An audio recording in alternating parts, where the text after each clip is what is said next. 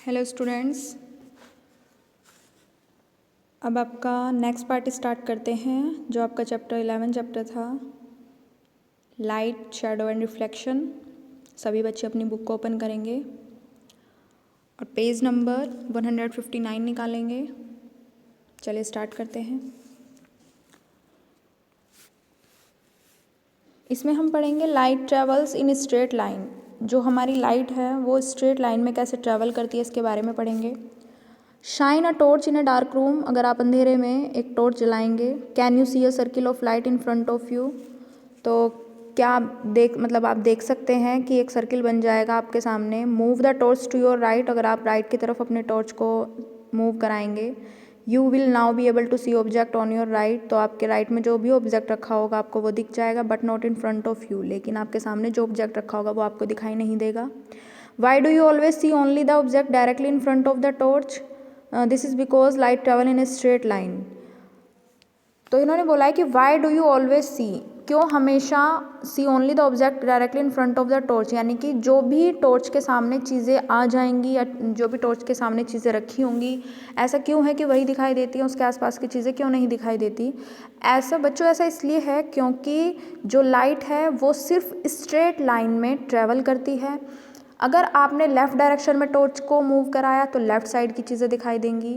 अगर आपने right side में टॉर्च को मूव कराया तो राइट साइड की चीज़ें दिखाई देंगी। अगर आप फ्रंट में टॉर्च को रखते हैं तो फ्रंट की चीज़ें दिखाई देंगी। तो इससे यही क्लियर होता है कि जो हमारी लाइट है वो ट्रैवल करती है स्ट्रेट लाइन में, स्ट्रेट पाथ होता है उसका लाइट का। This is because light travel in straight line, ऐसा इसलिए क्योंकि लाइट क्या करती है, ट्रैवल करती है स्ट्रेट लाइन में। Have you ever seen the light from the cinema projector travelling to the screen in front of it, क्या आपने सिनेमा प्रोजेक्टर में देखा है कि जो स्क्रीन पर लाइट होती है वो आपके फ्रंट ऑफ इट कैसे ट्रैवल करती है। Are there any other ways, या फिर कोई other way to find out whether light travel in straight line, कोई और तरीका देखा आपने जिसमें लाइट ट्रैवल करती है स्ट्रेट लाइन में। ये आपको छोटी सी एक्टिविटी दी गई है। इस एक्टिविटी में क्या, मैं नॉर्मली आपको समझा देती हूँ कि एक कार्डबोर्ड शीट ली हुई है और उसमें 3 कार्डबोर्ड अलग से लगाए हुए हैं इन्होंने, और उनमें होल किया हुआ है, उन कार्डबोर्ड शीट में होल किया हुआ है, और उस होल के एक साइड हमने अपने फेस को रखा हुआ है और दूसरी साइड हमने एक कैंडल या फिर कोई भी सोर्स हमने जलाया हुआ है। तो आपने देखा कि जब आपने होल बिल्कुल सेम डायरेक्शन में, यानी कि जो पहले कार्डबोर्ड में जिस जगह होल किया है सेकंड में भी वहीं और थर्ड में भी वहीं किया है, तो आपको लाइट बिल्कुल सीधी यानी कि स्ट्रेट डायरेक्शन में दिखाई देगी। लेकिन जैसे ही आप होल को डिसबैलेंस कर देते हो, यानी कि पाथ उनका चेंज कर देते हो, अगर आपने उनकी डिस्टेंस अलग अलग की है, मान लो आपने फर्स्ट जो होल किया है वो इस जगह किया है और सेकंड वाला होल आप इधर कर दोगे और थर्ड वाला होल इधर कर दोगे, तो कभी भी आपको लाइट ऐसे नहीं दिखाई देगी, यानी कि जिग जैग मोशन में लाइट नहीं होती, लाइट हमेशा स्ट्रेट होती है। तो अगर आप देखोगे तो और इधर कैंडल जो जलेगी, कैंडल की जो रोशनी आएगी वो हमेशा स्ट्रेट में आएगी।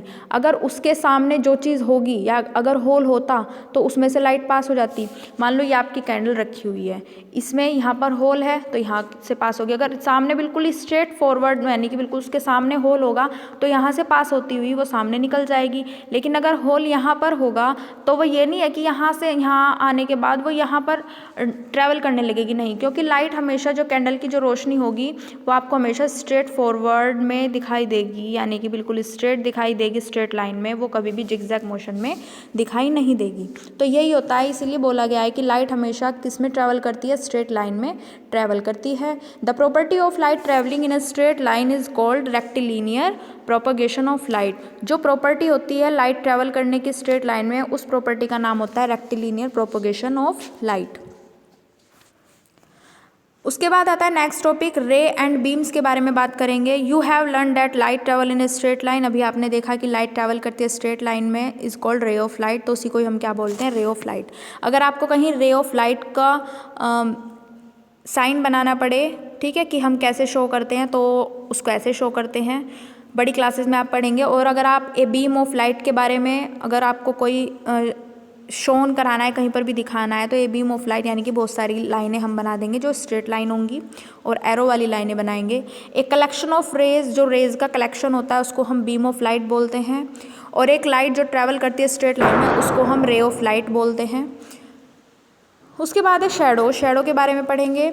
You must have seen your shadow follow your everywhere. आप देखते हो, अपने आसपास भी देखते हो शेडो परछाई।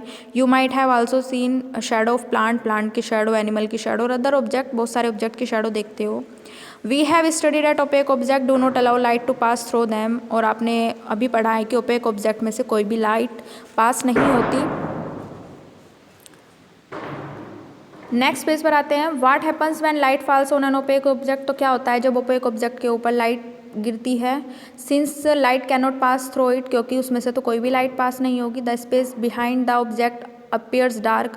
तो स्पेस जो उसके बिहाइंड होगा, बैक साइड में होगा, वो डार्क दिखाई देगा। This is called a shadow. तो उसी को ही क्या बोलते हैं, शेडो बोलते हैं। उसी को ही क्या बोलते हैं, परछाई बोलते हैं।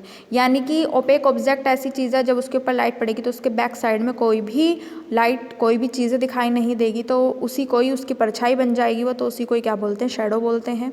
The dark patch formed in the space behind the opaque object. Opaque object के पीछे की साइड या फिर बैक साइड एक डार्क पैच बन जाता है। डार्क पैच हमें मिलता है, फॉर्म्ड होता है where the light is partially और wholly cut off is called a shadow. जहाँ पर लाइट बहुत मतलब नहीं पहुँच पाती, क्योंकि उसके बैक साइड में ओपेक ऑब्जेक्ट जो होता है वहाँ पर लाइट, उस ऑब्जेक्ट के लाइट पास नहीं होती, तो इसी वजह से वहाँ पर एक शेडो बन जाती है, तो जिसको हम परछाई बोलते हैं। कंडीशन क्या होती है शेडो बनने की condition. There must be a source of light. वहाँ पर एक लाइट का सोर्स होना चाहिए। There must be an opaque object which obstruct the path of light. और ऐसा ओपेक ऑब्जेक्ट होना चाहिए जो ऑब्स्ट्रक्ट करे लाइट के पाथ को, यानी कि उसमें से पास ना हो light. There must be an opaque screen. एक ऐसी स्क्रीन होनी चाहिए, ओपेक स्क्रीन जिसको बोलते हैं, on which a shadow can be form, जहाँ पर शेडो बन सके as it can not form in air. और वो मतलब उसके अंदर से एयर पास ना हो, ठीक है। ऐसा ओपेक स्क्रीन होनी चाहिए as it can not form in air, जो एयर की फॉर्म में ना हो। तो उसी से ही हम पता लगा सकते हैं, यानी कि हम शेडो को बना सकते हैं, परछाई को बना सकते हैं। In the above activity if you change the colour of the ball does it है। जब आप इस एक्टिविटी को पढ़ेंगे, चलो पढ़ लेते हैं इस एक्टिविटी के बारे में भी। चलिए, ये आपकी एक्टिविटी नंबर 4। एम है to study the formation of shadow, कि शेडो कैसे बनती है इसकी स्टडी करेंगे। मटेरियल क्या क्या चाहिए हमें, एक टॉर्च चाहिए, ब्लैक पेपर चाहिए और टेप, एक बॉल चाहिए और एक बेयर वॉल चाहिए, दीवार। प्रोसीजर क्या है इसका, cover the front glass of torch. Torch के फ्रंट को, ग्लास को हम कवर कर देंगे विद ब्लैक पेपर से और टेप से, and make a small hole in the centre. और सेंटर में उस पेपर में एक होल बना लेंगे। This will give you a point source of light. तो हमें क्या दिखाई देगा, एक पॉइंट सोर्स ऑफ लाइट दिखाई देगी, यानी कि जब हम ब्लैक पेपर से ढकने के बाद उसमें एक होल बना लेंगे। सेकंड पॉइंट है, in a dark room switch on the torch and point it towards the wall. और एक डार्क अंधेरे वाले रूम में चले जाएंगे और हम उस टॉर्च को जलाएंगे एक दीवार के ऊपर। Place the ball in the path of light. और उस लाइट के यानी कि जो वो पाथ जा रहा है, यानी कि एक टॉर्च हमने जला के रखी और दीवार के ऊपर हम मार रहे हैं उस टॉर्च को, यानी कि उसकी लाइट को फॉल करा रहे हैं, तो बीच में हमने एक बॉल रख दी। Move the ball towards and away from the torch. और हम उस बॉल को टूवर्ड्स और उसके पास, उसके आसपास, यानी कि मूव कराते रहेंगे उस बॉल को, उससे दूर कराते रहेंगे। और टॉर्च के सामने ही वो बॉल रखी होगी, लेकिन कभी उसको पास करेंगे टॉर्च के और कभी उसको दूर करेंगे। तो अब हमने क्या ऑब्जर्व किया है, when ball was placed in front of the torch. अगर हम टॉर्च के फ्रंट में उस बॉल को रखते हैं। It was obtain on the opposite wall. तो हमें वो वॉल के अपोजिट साइड में दिखाई देगी। When the ball was move towards torch. अगर हम बॉल को मूव कराते हैं टॉर्च के टूवर्ड्स में, the shadow formed was in size. किस साइज में शेडो दिखाई देगी। When the ball was move towards the wall. अगर हम मूव कराएंगे टूवर्ड्स में बॉल को, the shadow formed was in size. तो शेडो का साइज़ क्या होगा जब हम टूवर्ड्स और अवे कर देंगे टॉर्च को, ठीक है। कभी हम पास में ले जाएंगे बॉल को और कभी हम दूर ले जाएंगे, तो उसके साइजेस क्या क्या होंगे। और हमें कहाँ पर वो जो शेडो है वो बॉल की, वो कहाँ पर दिखाई देगी, कहाँ पर बनेगी, opposite of wall.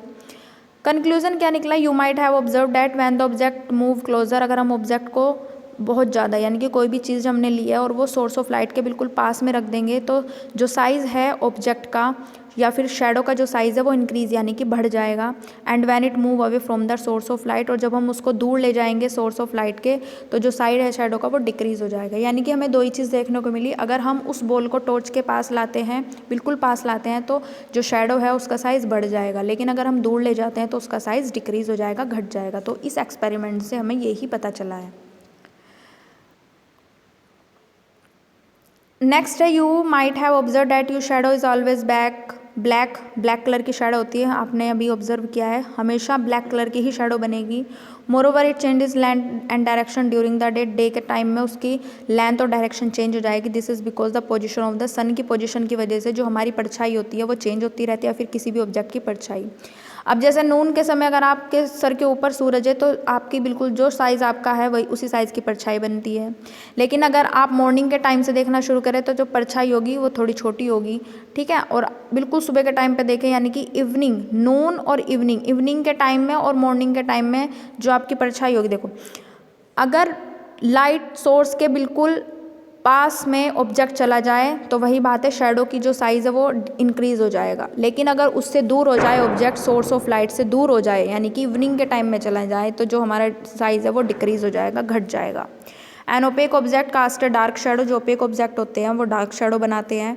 Translucent object week shadow बनाते हैं, और ट्रांसपेरेंट ऑब्जेक्ट जो होते हैं वो कोई भी शेडो नहीं बनाते। जो ट्रांसपेरेंट ऑब्जेक्ट होते हैं, यानी कि जिनके आस बिल्कुल आर पार लाइट पास हो जाए, ठीक है, तो उनमें कोई भी शेडो, कोई भी परछाई नहीं बनती।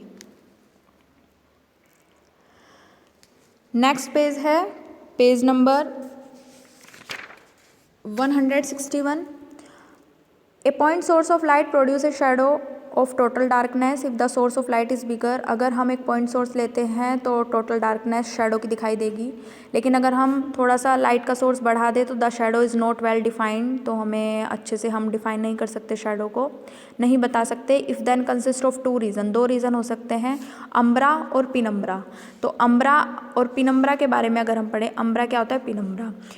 Umbra region of total darkness, यानी कि वो रीजन जो बिल्कुल डार्कनेस शो करता है, where no ray of light enters, और जहाँ पर कोई भी लाइट की जो रे है वो एंटर ना हो सके, उसको अम्ब्रा बोलते हैं।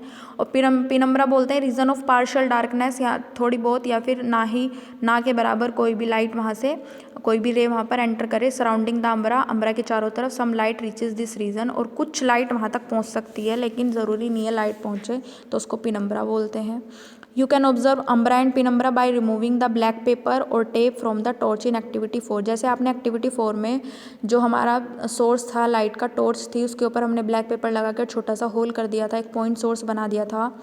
तो उस एक्टिविटी में हमने do the shadow give us an idea of the size and shape, size और शेप के बारे में हमने पढ़ा था उस सब्जेक्ट्स के लिए। Let us find ourselves. अब ऐसे ही इस एक्टिविटी 5 में पढ़ते हैं। हम एक कार्डबोर्ड लेंगे, एक स्केल और एक पेंसिल की ज़रूरत पड़ेगी एक्टिविटी 5 के लिए। Cut out a circle from the cardboard, और एक कार्डबोर्ड में हम एक सर्किल बना लेंगे। Make a hole at the centre of this circle, और इस सर्किल को हम सेंटर में बना लेंगे कार्डबोर्ड के। इन ए डार्क रूम में चले जाएंगे, स्विच ऑन ए टॉर्च, और टॉर्च का जो स्विच है वो ऑन कर देंगे। Keep it on A table in front of A wall, और एक वॉल के सामने हम टेबल पर उस टॉर्च को रख देंगे। होल्ड द सर्कुलर कार्डबोर्ड, और हमने जो सर्किल शेप में कार्डबोर्ड काटा था, between the torch and the wall in such A way that you get A round shadow. तो हमने देखा कि जब भी हम जो हमारा सोर्स है लाइट का, यानी कि टॉर्च है, टॉर्च के बीच में और वॉल के बीच में जब हम उस सर्कुलर कार्डबोर्ड को रख देंगे तो आपकी जो शेप होगी शेडो की वो कैसी दिखाई देगी, सर्किल शेप में दिखाई देगी। स्लोली रोटेट द कार्डबोर्ड, जब आप धीरे धीरे रोटेट कराओगे कार्डबोर्ड को, till you get only a thin strip, तो आपको एक पतली सी स्ट्रिप दिखाई देगी, थिन स्ट्रिप दिखाई देगी एज इट शेडो की। Also observe the light passing through the hole, तो आपको क्या दिखाई देगा कि उस छोटे से होल से लाइट पास होके जा रही है जो दीवार पर शेडो बना रही है, एक छोटी सी स्ट्रिप दिखाई देगी। आप इसको एक्सपेरिमेंट को करके भी देख सकते हैं। सिर्फ आपको ये देखना है कि आपकी जो लाइट है वो कैसे पास हो रही है उस कार्डबोर्ड शीट में से, कैसी परछाई बना रही है। Repeat the exercise with a scale, ऐसे ही स्केल से इस एक्सरसाइज को रिपीट करेंगे। कैन यू इंक्रीज और decrease the size of it shadow, तो आप देखेंगे कि साइज घट रहा है और बढ़ रहा है, डिक्रीज हो रहा है, इंक्रीज हो रहा है शेडो का। Now keep a pencil lengthwise in the direction of light, light के डायरेक्शन में हम एक पेंसिल को रख देंगे। The shadow appear as a small circular shape, move the pencil so as to get an elongated shadow. तो आपको सिर्फ ये सब चीज़ें रख के देखनी है और आपको ये ऑब्जर्व करना है कि आपकी शेडो कैसे दिखाई दे रही है उस दीवार पर। ओके स्टूडेंट, ये एक्टिविटी आपको इसीलिए बताई गई है ताकि आप शेडो के बारे में अच्छे से पढ़ सकें। नेचर और शेप के बारे में अगर हम शेडो को पढ़ें तो शेडो डिपेंड करती है साइज, जो शेप है ऑब्जेक्ट का उसके ऊपर।